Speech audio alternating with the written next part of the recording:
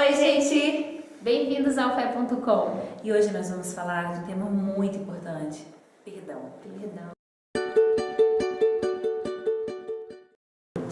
E a gente tem um versículo, como sempre, que a gente vai se basear para falar com vocês. Lucas 17, de 3 a 4. Ele fala assim: tomem cuidado, se o seu irmão pecar, repreendam. E se ele se arrepender, perdoe. Se pecar contra você 7 vezes no dia, e 7 vezes voltar a você e disser, estou arrependido, perdoe. Perdoar, na verdade, é você entender que ela errou e você falar assim, tudo bem, eu entendo que foi um erro, tá tudo bem.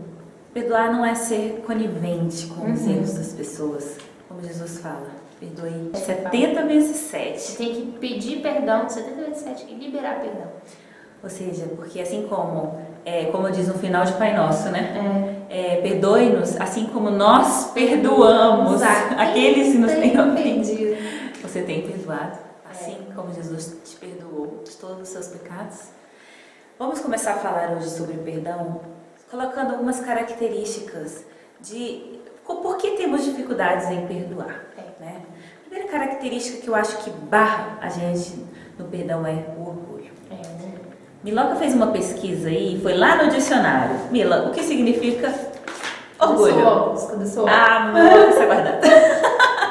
Vamos lá. Orgulho. Bom, gente, fiz uma pesquisa aqui sobre profunda. profunda.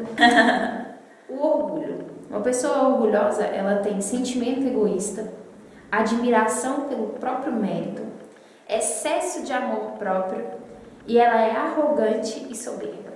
Uau! É forte. Isso daí é o dicionário, gente, não foi a gente. Não foi a gente que falou não, tá? Falando assim, para de falar pra mim, você sabe da minha vida, né, Camila? O que é isso? Tomara que não seja acontecendo isso. Relaxa, filha, é só o dicionário. Briga com ele, com o Aurélio. É o pai dos burros. Vai conversar com ele. Deixa eu te falar, gente, o orgulho é algo que atrasa a nossa vida. A bem da verdade é essa. O orgulhoso como o próprio dicionário diz, ele se julga mais correto do que as pessoas. E aí ele acha que sempre é o outro que errou com ele. Até os seus próprios erros estão sempre justificados por outras coisas ou em outras pessoas. Até, por exemplo, chegou atrasado. Nunca foi porque ele se planejou mal, é por causa do trânsito. É por causa do cachorro, que tinha que botar comida pro cachorro. Ele brigou com a esposa. Não, porque a mulher não teve paciência com ele, porque ele tá vivendo um momento e que ela tem que compreender ele naquele momento. Não é porque ele tá intolerante, é porque a fase tá sendo assim. E eu não tô falando que, gente, existem fases difíceis que a gente de fato precisa de compreensão, mas sempre, vê se você não está sendo orgulhoso. Na verdade, eu acho que o perdão, ele nem é um sentimento. Ele não é um sentimento. É um mandamento.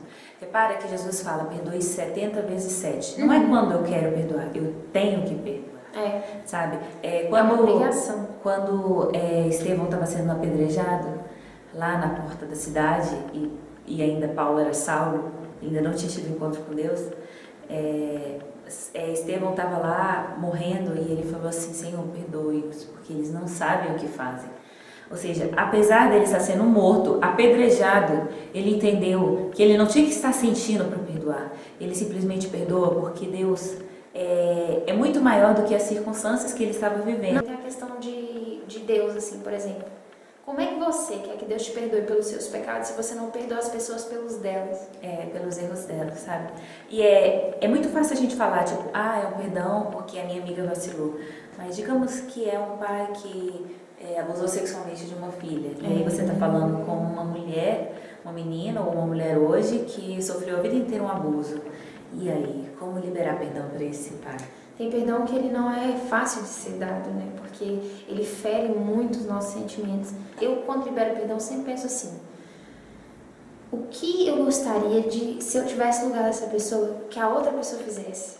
Porque o perdão é uma coisa tão forte que ela cura a gente. Ela faz a gente começar a, não vou dizer ser conivente com o erro da pessoa, nem aceitar que o que ela faz está certo. Perdoar é você dizer que você entende que a pessoa naquele momento cometeu um erro e que ela vai tentar não repetir, que ela sabe que está errado, mas que você entende que ela cometeu um erro por um vacilo, porque às vezes estava com a cabeça em outro lugar. Isso é liberar perdão, é você entender que foi um momento difícil da vida dela e por isso que ela te feriu.